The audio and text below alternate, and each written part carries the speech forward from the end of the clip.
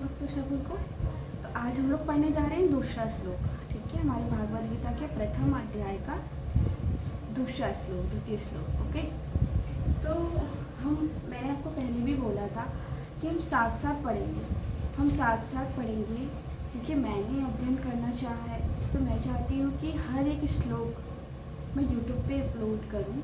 मेरे साथ साथ और भी भक्त लोग हैं जो लोग कहते हैं ना पुस्तक पे नहीं पढ़ पाते हैं या उनके पास समय नहीं है, तो एक एक एपिसोड करके मेरा वो एक एक श्लोक करके वो मेरा देख सकते हैं और सुन सकते हैं कि हमारे भागवत गीता का एक एक श्लोक का अर्थ क्या है और हमारे जीवन में उसका महत्व क्या है।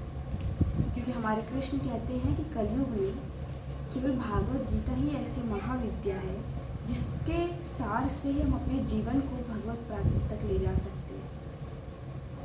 कहते हैं या तो संत संग या नाम जाप।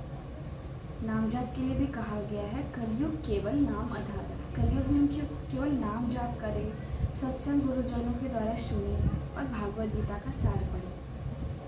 इनके बताए गए नियमों और विधि निषेध पे ही अपने जीवन का पालन करें। यही हमारे जीवन का सत्य होना चाहिए, अन्यथा कलयुग सबको रौंद डालेगा और सिर्फ इंसान काम, क्रोध, मद, मत्सर इन्हीं सब में रहेगा। तो चलिए इन सब बातों को करते रहेंगे। अभी के लिए जो है कि हमारा दूसरा संजय उवाच। दृष्टा तु पांडवानीकं व्यूढ़ं दुर्योधनस्तदा आचार्य मुमस्य संगमे राजा वचनम ब्रीवीत। तो यहाँ पे कहा गया, संजय ने कहा, हे राजन, पांडु पुत्रों द्वारा सेना की व्यूह रचना देखकर राजा दुर्योधन अपने गुरु के पास गया और उसने ये शब्द कहे। धृतराष्ट्र जन्म से ही अंधा था। ठीक है, दुर्योधन जो है दुर्भाग्यवश वह आध्यात्मिक दृष्टि से भी वंचित था। वह यह भी जानता था कि उसे एक समान उसके पुत्र भी धर्म के मामले में अंधे हैं और उसे विश्वास था कि वे पांडवों के साथ कभी भी समझौता नहीं कर पाएंगे, क्योंकि पांचों पांडव जन्म से ही पवित्र थे। हमारे जो अर्जुन, भीम, ये सब लोग हैं। फिर भी उसे तीर्थ स्थान के प्रभाव के विषय में संदेह था। इसलिए संजय युद्ध भूमि की स्थिति के विषय में उसके प्रश्न के मंतव्य को समझ गया। अतः वह निराश राजा को प्रोत्साहित करना चाह रहा था। उसने उसे विश्वास दिलाया कि उसके पुत्र पवित्र स्थान के प्रभाव पर आकर किसी प्रकार का समझौता करने नहीं जा रहे। उसने राजा को बताया कि उसका पुत्र दुर्योधन पांडवों की सेना को देखकर तुरंत अपने सेनापति द्रोणाचार्य को वास्तविक स्थिति से अवगत कराने गया। यद्यपि दुर्योधन को राजा सेनापति के जो है कि दुर्योधन को राजा कहकर संबोधित किया गया, यहाँ पे बताया गया है। यद्यपि दुर्योधन को राजा कहकर संबोधित किया गया तो भी स्थिति की गंभीरता के कारण उसे सेनापति के पास जाना पड़ा।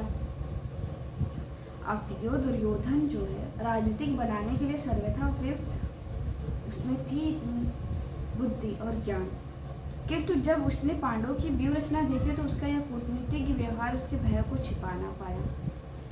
किंतु जब दुर्योधन पांडवों की व्यूह रचना को देखी तो उसका जो कूटनीतिक व्यवहार है उसके भय को वो छिपा ना पाया। तो ये हमारा जो है दूसरा श्लोक है।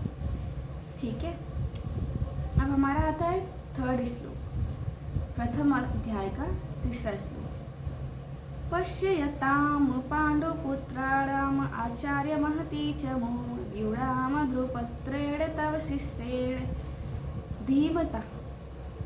अर्थात हे आचार्य, पांडुपुत्रों की विशाल सेना को देखें जिसे आपके बुद्धि शिष्य द्रुपद के पुत्र ने इतने कौशल से व्यवस्थित किया है।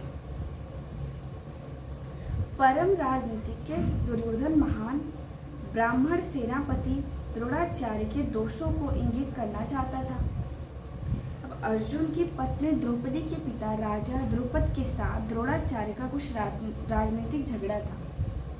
इस झगड़े के फलस्वरूप द्रुपद ने एक महान यज्ञ संपन्न किया।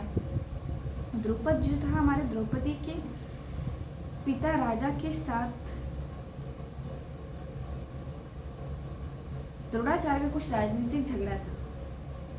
इस झगड़े के फलस्वरूप द्रुपद ने एक महान यज्ञ संपन्न किया, जिससे उसे एक ऐसा पुत्र प्राप्त होने का वरदान मिला जो द्रोणाचार्य का वध कर सके।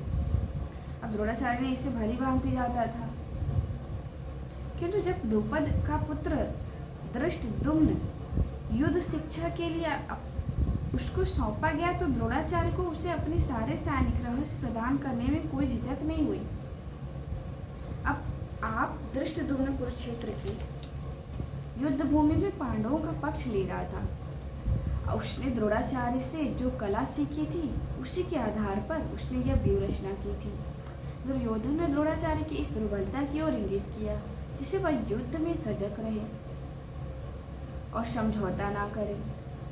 इसके द्वारा वह द्रोणाचार्य को यह भी बताना चाह रहा था कि कहीं वह अपने प्रिय शिष्य पांडवों के प्रति युद्ध में उदारता न दिखा बैठे।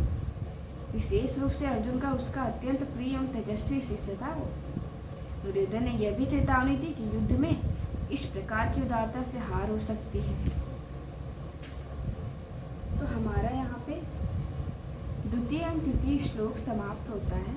इसमें यही बताया गया है कि जो हमारा संजय जो है धृतराष्ट्र को सारी वहाँ की व्यूह रचना बता रहा है, क्योंकि उन्हें वरदान था कि वो वहाँ पे बैठे बैठे हमारे युद्ध स्थल की सारी रचनाएं देख सकते हैं, हमारे कृष्ण की लीलाएं, जो कि धृतराष्ट्र को बता रहे हैं कि क्या क्या वहाँ पे प्रतिक्रिया युद्ध स्थल पे हो रही है। आप भी ऐसे ही आगे बढ़ते रहें और मुझे सपोर्ट करते रहें कि मैं और भी भागवत प्रचार कर सकूँ। मेरे जीवन का एक ही लक्ष्य भागवत प्रचार है, ठीक है। अब आप भी जानते हैं कि हम ऐसे घर घर जाके भागवत प्रचार नहीं कर सकते, क्योंकि आज के समय में लोग सुनते नहीं हैं, अपने अपने कामों में व्यस्त हैं। तो हमें ये यूट्यूब ही एक ऐसा माध्यम है जहाँ से हमको एक ऐसा प्लेटफॉर्म मिला जहाँ से हम भागवत प्रचार कर सकते हैं। मैं भागवत गीता का श्रवण किसी और के कानों तक जाके उसको भी पावन करें, यही हमारा लक्ष्य है, यही हमारा स्टार्टअप। जय जय श्री राधे कृष्णाय वासुदेवाय हरे परमात्मने प्रणतः क्लेशनाशाय गोविंदाय नमो नमः। जय जय श्री राधे। बस राधा नाम जपो, मेरे गुरुदेव की आज्ञा है, राधा नाम जपो, भागवत गीता खूब पढ़ो, खूब सुनो और नाम जाप करो ज़्यादा से ज़्यादा और ईश्वर की भोग और सेवा करो। जय जय श्री राधे। और एक बात और, अभी भी मेरे पास माइक नहीं है तो मेरी आवाज़ थोड़ी आपको प्रॉब्लम कर सकती है, बट कुछ दिनों में आ जाएगा, जो कि मैंने ऑर्डर कर दिया, ठीक है। तो अगर कोई त्रुटि हुई तो उसके लिए क्षमा करें। बाकी मेरे साथ आप लोग जुड़ते रहें और ऐसे ही श्रवण करते जाएं। श्री राधे।